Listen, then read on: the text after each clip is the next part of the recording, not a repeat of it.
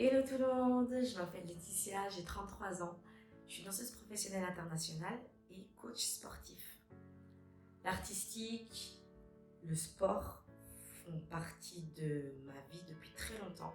J'ai commencé la danse à 2 ans et tout ce qui était piano à 5 ans, le chant très tôt dans le salon familial, avec mon micro branché à la chaîne des filles. Et puis, j'ai commencé le sport, donc c'était le foot à l'âge de 5 ans à peu près. Parce que mon papa, il était arbitre, alors du coup, j'allais souvent voir, j'étais sur les matchs de foot avec lui, et puis finalement, j'avais envie de bouger et de faire du sport, alors j'ai commencé à faire du sport. Donc, ce sont des choses que je fais vraiment depuis toute petite. Et puis quand j'étais gamine, je rêvais d'être danseuse, chanteuse et mannequin. Bon, pourquoi pas. Mais voilà, je rêvais vraiment de faire ça. Et du coup, je me suis dit, pourquoi pas parler de comment je suis finalement arrivée à atteindre ses objectifs, à atteindre ses rêves. C'est vrai que je fais partie d'une famille où on nous a toujours poussé à faire plein de choses pour les découvrir, pour savoir ce qu'il en était, ce qui nous plaisait ou non, et de pouvoir choisir ensuite ce qu'on voulait vraiment faire. Donc je remercie mes parents pour ça parce que vraiment ils nous ont poussés. J'ai fait du piano, je suis passée par le handball, le foot, le basket. J'ai goûté aussi au badminton, au tennis, même au tennis. Et puis en parallèle, je faisais toujours du chant. Je chantais dans une chorale, chorale de l'école, petite chorale de l'église. Et du coup, c'est vrai que c'est quelque chose qui était vraiment là, fondé en moi, qui était vraiment ancré en moi et que c'est quelque chose que je voulais vraiment faire. Donc en grandissant, bien sûr, je suis passée par plein de petites choses, j'ai fait mes études, les écoles, etc. Mais il y avait toujours la danse. J'ai fait une formation de danseuse quand j'avais 18 ans. Et bien avant ça, j'avais fait mes certificats aussi en piano parce que j'étais en conservatoire. Donc j'étais vraiment à fond dans tout ce qui était artistique. En même temps, j'ai aussi eu chanter dans un groupe de gospel, etc. Donc c'était vraiment des choses qui étaient importantes. Ça me permettait aussi de m'épanouir et de pouvoir m'exprimer parce que l'expression, c'est ce qu'on cherche à chaque fois.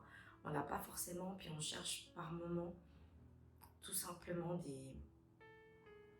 des moyens de pouvoir être soi au milieu d'une société, au milieu d'un groupe, que ce soit d'un groupe d'amis, d'un groupe de... peu importe. Et en fait, donc vraiment quand j'ai eu l'âge de pouvoir vraiment choisir ce que je voulais faire, donc à 18 ans, j'ai arrêté de faire du piano, donc quand j'avais fait mes certificats, et je voulais vraiment être dans la danse et le chant. Donc à 18 ans, j'ai fait une école pré-professionnelle de danse. En parallèle, je chantais donc dans ce groupe de gospel. Et puis le sport, je le faisais pas tellement là parce que, si vous voulez, avec la danse, j'étais déjà très active. Et j'avais plus 5, 6, 7 ans où je pouvais enchaîner les deux, mettre mes bottines de foot et puis ensuite aller mettre mes demi-pointes pour le classique. J'ai commencé par ça. Et c'est vrai que je me suis dit, la danse, je me dépense déjà pas mal, donc je vais rester là-dedans et profiter de ça pour me dépenser et apprendre et évoluer là-dedans parce que je voulais vraiment être danseuse professionnelle. C'est vraiment quelque chose qui me tenait à cœur et je voulais me donner tous les moyens. Donc j'ai fait cette formation professionnelle. À l'intérieur, on avait des cours de renforcement musculaire, donc dans la formation. Donc c'est pour ça que j'ai pas vraiment ressenti le besoin d'aller faire du sport. Mais je me suis blessée au fur et à mesure de l'usure, de la surcharge. Parce que c'est vrai, quand on est dans ces métiers-là, que ce soit sport ou danse, on a tendance à tirer un petit peu sur la sonnette d'alarme. Et à un moment donné, on doit s'arrêter pour cause de tendinite, de contractures ou de déchirures ou peu importe. Donc j'ai dû m'arrêter. Et là, justement, pour renforcer mon genou, parce que c'était le genou qui était touché, j'ai dû commencer à faire du fitness. Donc j'ai dû commencer à faire du renforcement musculaire. Donc je me suis inscrite dans une salle de fitness pour pouvoir renforcer mes cuisses.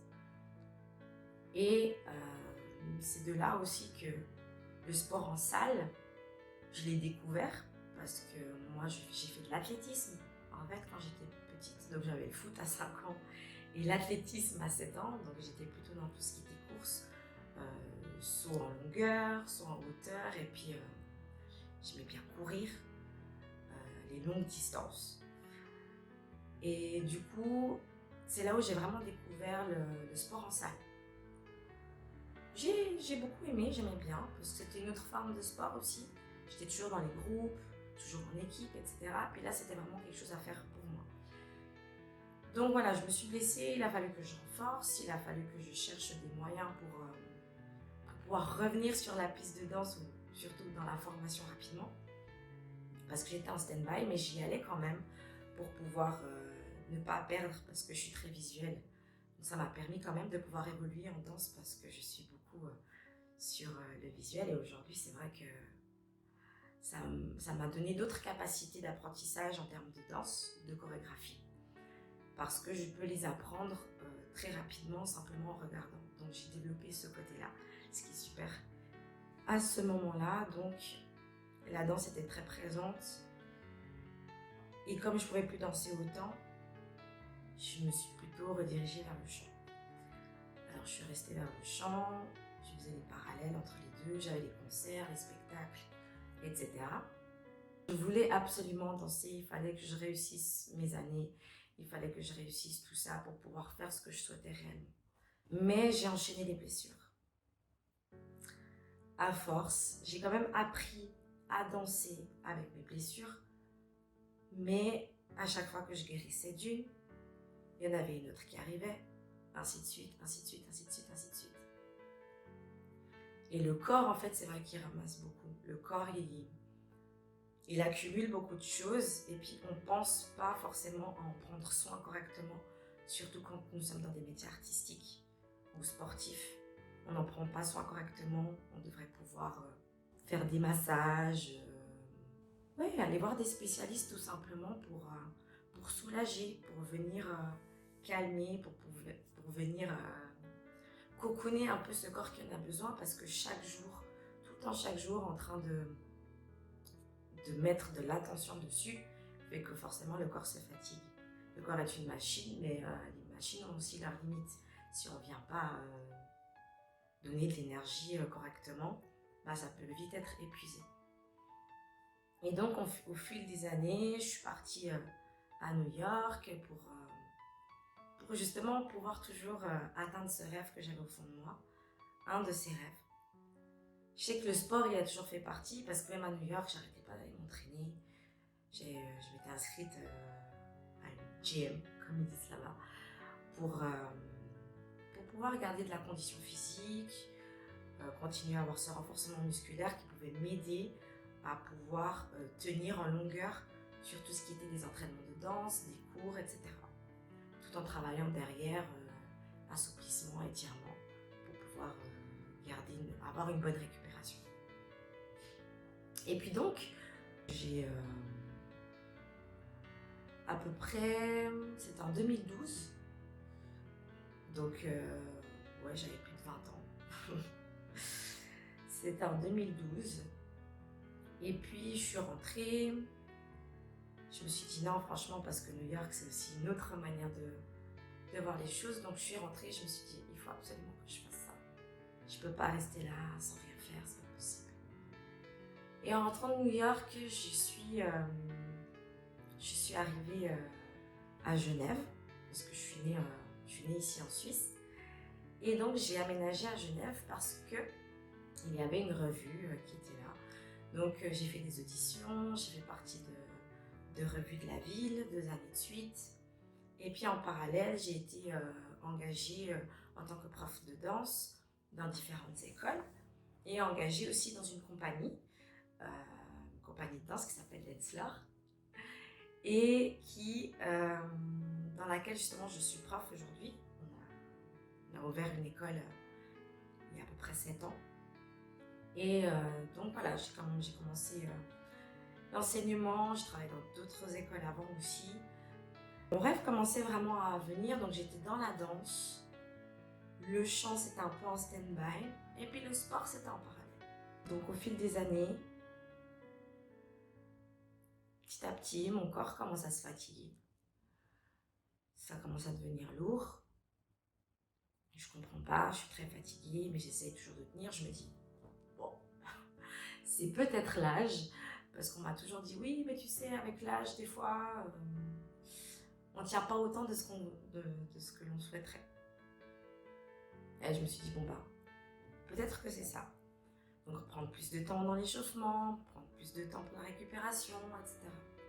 Et j'ai vu que malgré ça, il y avait quand même des choses qui faisaient que je ne pouvais pas être aussi énergique qu'avant.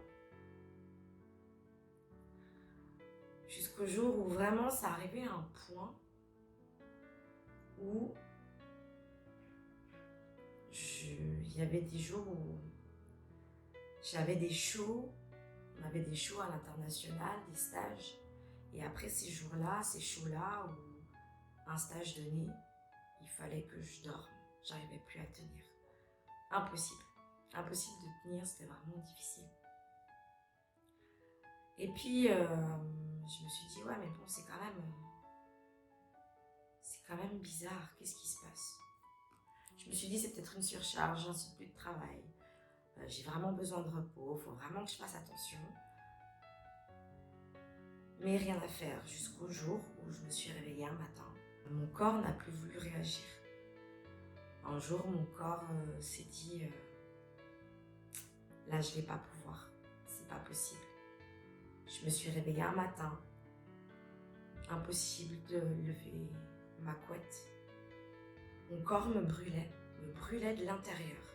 Vraiment comme si il y avait une sorte de chalumeau, des douleurs profondes que je ne peux pas expliquer. C'était vraiment comme une sorte de courbature mélangée à une brûlure, mélangée à des piqûres d'aiguilles vraiment assez profondes et très rapides.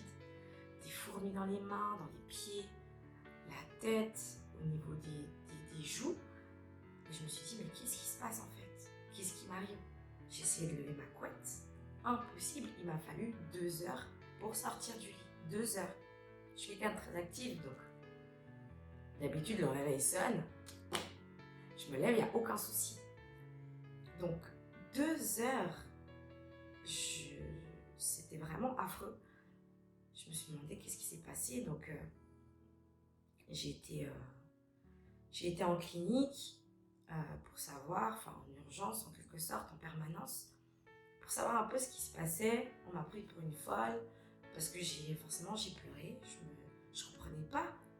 Moi qui peux utiliser mon corps au quotidien, tout à coup un jour, je n'y arrive plus. Je n'y arrive plus du tout. Je me suis dit, mais qu'est-ce qui se passe?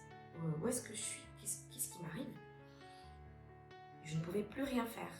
Quand enfin j'ai pu me lever, sortir du lit, justement j'ai été donc en permanence, comme je vous disais tout à l'heure, et j'ai dit, voilà, j'ai expliqué ce que je viens de vous dire, et on m'a prise pour une folle.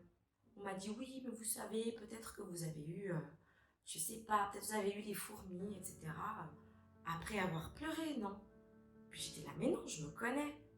En plus, quand tu connais ton corps, t'es danseur, t'es sportif, tu connais ton corps par cœur, tu sais comment il réagit, tu sais ce qui se passe en fait réellement à l'intérieur. Tu sais ce que tu dois faire, etc. Donc, non, je suis pas folle. Et donc, il me dit, voilà, ce qu'on va faire, c'est que je vous donne un bon, comme ça vous allez pouvoir faire une prise de sang. Il faut que vous alliez voir pour faire des radios, parce que j'avais des douleurs en fait au niveau du cou et de la tête. J'avais vraiment des céphalées, donc des maux de tête, migraines, alors que j'ai jamais fait de migraine de ma vie. Toute la semaine qui a précédé cet événement, tous les jours. J'avais jamais fait de migraine de ma vie, et là d'un coup, pouf, un casque mais monumental. Je me suis dit, peut-être je me suis coincé quelque chose. Donc voilà, j'ai demandé pour une radio, on m'a donné pour aller faire une radio. Donc dans la semaine qui suivait, j'ai fait prise de sang, j'ai fait radio, ça n'a rien donné. Ensuite, j'ai dû encore aller faire des prises de sang. Bref, les investigations ont commencé. C'était en avril. En avril 2018. Donc en fait, toute cette fatigue, etc., ça avait quand même duré quasi une année, on va dire. Donc avril 2018, je me dis, bon, on doit faire des investigations, il faut qu'on aille voir ce qui se passe. Donc de avril 2018 à juin, il n'y a eu que des investigations, des IRM, des radios, des prises de sang. On avait remarqué que j'avais perdu énormément de force, presque de moitié, si c'est pas plus. Alors je suis quelqu'un de sportif, je suis forte, j'avais de la puissance quand même dans les jambes, dans les bras, je m'entraînais dans ce sport, j'avais perdu de la force. Monter 2 étages en escalier, c'était comme faire un marathon.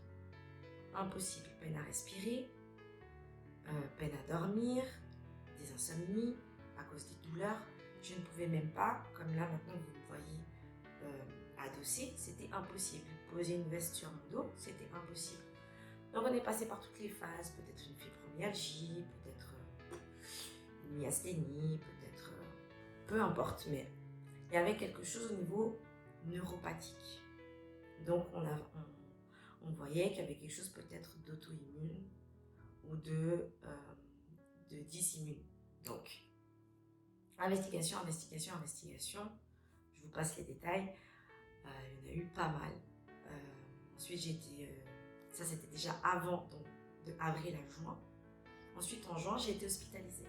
On m'a parlé d'une affaire de 3 jours, juste histoire de voir ce qu'on pourrait faire. Et finalement, ça a duré plusieurs semaines. Et chaque jour, il y avait des investigations, chaque jour. Donc on se demande, parce que les médecins ne savent pas ce qui se passe. Les médecins ne savent absolument pas ce qui se passe. Bref, je passe les détails, je prends des traitements. Les mois passent parce que je suis sortie de l'hôpital sans savoir ce que j'avais. Mais on savait qu'il y avait quelque chose de neuropathique qui était là. Donc, maladie des petites fibres. Et en fait, il me disait, bah, ça va passer. Ne vous inquiétez pas, ça va passer. Bref, quelques mois plus tard, bien des mois plus tard, au mois de décembre, on me dit qu'effectivement, qu'il faut que je retourne à l'hôpital parce que il faut qu'on mette en place un traitement. Donc, en gros, on m'a diagnostiqué une maladie auto-immune neuropathique qui pourrait être, qui est dégénérative, où il me faut faire des traitements tout un nombre de temps. Donc là, en soi, c'était toutes les 8 semaines. Ça fatigue énormément. Ça fatigue vraiment beaucoup. Mais à côté, je continue de danser. Je continue de faire du sport. Et je continue de voir la vie, en fait, d'une manière différente qu'avant, certes. Parce que je dois faire attention. Je dois beaucoup plus m'écouter. Chose, comme je disais tout à l'heure, qu'on ne fait pas forcément quand on est danseur ou sportif. Mais je dois beaucoup plus m'écouter et me dire, ok, là, je suis très fatiguée. Non, je ne vais pas pouvoir m'entraîner, je ne vais pas pouvoir faire ci. Aujourd'hui, je vais donner mes cours de telle ou telle manière pour pouvoir moins solliciter mon corps. Mais tout ça pour dire que, voilà, on m'a diagnostiqué cette maladie. Et dans un laps de temps, donc de tout ce que je vous raconte, il y a eu un autre diagnostic qui est celle de l'endométriose. Ça fait beaucoup. Ça fait beaucoup et c'est vrai que j'aurais pu tomber dans une phase où, je sais pas, une phase de mal-être, où je suis pas bien, etc. Mais non, au contraire, je me dis, c'est pas parce que j'ai ces choses-là, pas parce que j'ai ces maladies-là que... Et encore, je ne dis pas que... Je veux pas dire que j'ai ces maladies-là, mais plutôt qu'on les a diagnostiquées. Parce que, pour moi, elles ne m'appartiennent pas. C'est simplement pour dire que il peut y avoir des choses dans la vie, certes, tout le monde a ses soucis, tout le monde a des problèmes, c'est clair. Mais moi, ces problèmes-là, j'ai voulu les prendre comme ça.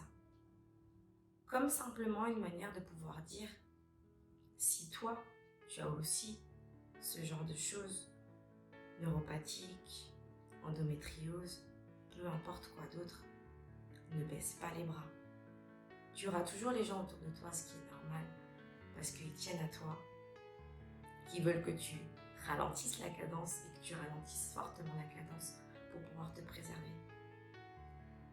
Mais pour pouvoir me préserver, je dois pouvoir faire des choses qui me font du bien et qui me permettent de voir que je peux le faire. Et c'est pas parce qu'il y a maladie que je ne peux pas, ou que je ne pourrais pas, ou que je ne saurais pas. Je veux pouvoir faire ces choses-là, je veux pouvoir avancer. Et c'est en restant positif, et c'est très dur d'être positif, je sais, c'est plus dur d'être positif que d'être négatif, mais en restant dans cette vision, parce que je veux garder ma vision et mon objectif, et ça vous les connaîtrez dans mes prochaines vidéos, que tout est possible à celui qui le souhaite vraiment et à celui qui croit. Il faut savoir garder la foi malgré tout ça, parce que si j'avais écouté les médecins, si j'avais écouté les gens, je ne ferais plus rien aujourd'hui en fait. Et aujourd'hui, je fais des choses qui vraiment me rendent heureuse.